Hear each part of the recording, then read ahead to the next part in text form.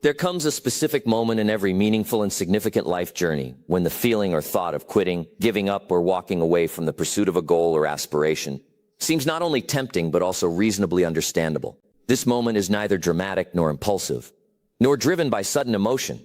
Rather, it is a logical, well-considered point that arrives after a series of efforts and experiences.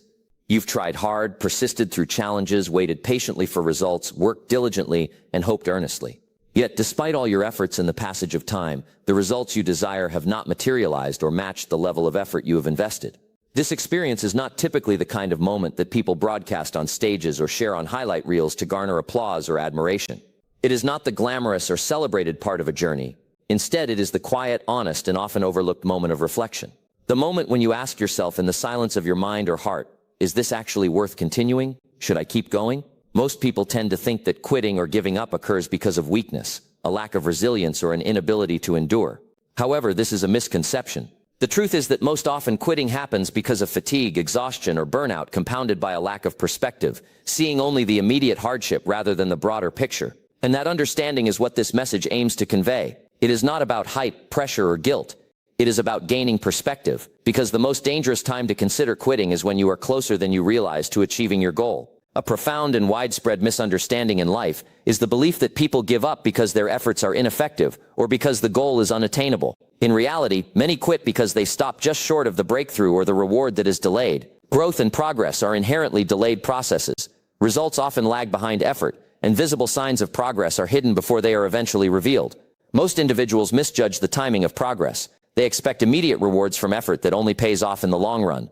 This misjudgment often leads to discouragement, frustration, and the temptation to abandon the pursuit prematurely. However, discouragement should not be mistaken for failure. It is simply evidence of investment. Effort put in without yet seeing a tangible return, but that does not mean the effort is wasted. Consider this. If effort always yielded immediate results, success would be universal and instantaneous. The truth is that the delay itself acts as a filter, separating those who persist from those who abandon hope too soon.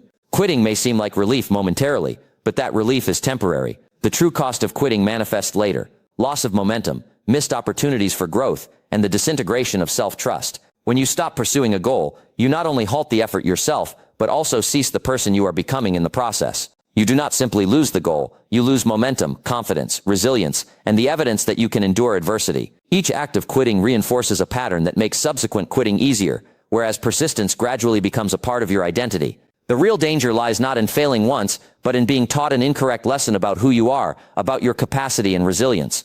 Motivation, while emotional and powerful, naturally rises and falls. Discipline, however, is a conscious decision, a steadfast choice that remains when motivation ebbs away. Discipline is the anchor that keeps you moving forward when feelings fluctuate and motivation wanes. When motivation disappears, and it will, discipline steps in and affirms, "We continue anyway." This is the foundation where character is truly built. Not during moments of excitement or obvious success, but during times when work feels mundane, routine, and uncertain about the future. Discipline is not heroic, it is faithful and consistent. Faithful effort continually outlasts fleeting emotional enthusiasm. Progress often appears to stagnate just before it accelerates. This principle applies across all areas of life, including business, health, faith, personal growth, and leadership. The critical phase before genuine change is often the heaviest and most challenging. Why? Because pressure and resistance tend to increase just before breakthroughs occur, like the final push before a major leap. Many interpret resistance as a signal to give up, but disciplined individuals see it as confirmation that they are still in the game. Confidence is unnecessary to persist. What is essential is clarity. The clarity of why you are still committed and what drives you. You do not need to feel strong or motivated. You only need to understand your purpose and your reasons. Feelings are inherently unstable. They fluctuate from day to day, whereas commitments are steadfast. The mistake is waiting to feel ready, as readiness never arrives before effort. It comes only after repetition and action. Building confidence is a process of doing, not feeling. People often associate persistence with intensity and enthusiasm, but true persistence is usually quiet and consistent. It manifests in small acts, showing up tired, doing less but doing it anyway, continuing without applause or recognition. You are not required to do everything. You only need to do something. Even small steps forward are better than dramatic exits or giving up altogether.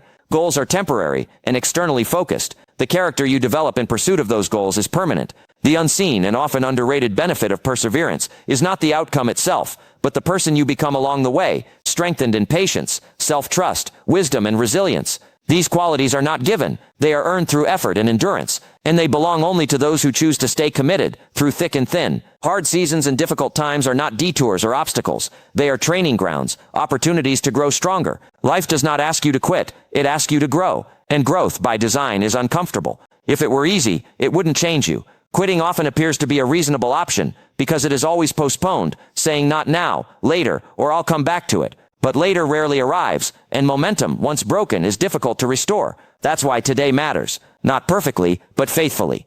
You do not need to decide forever. You only need to decide today. Stay one more day. Make one more effort. Take one more step forward. Small increments build momentum, more reliably than grand declarations or sudden leaps.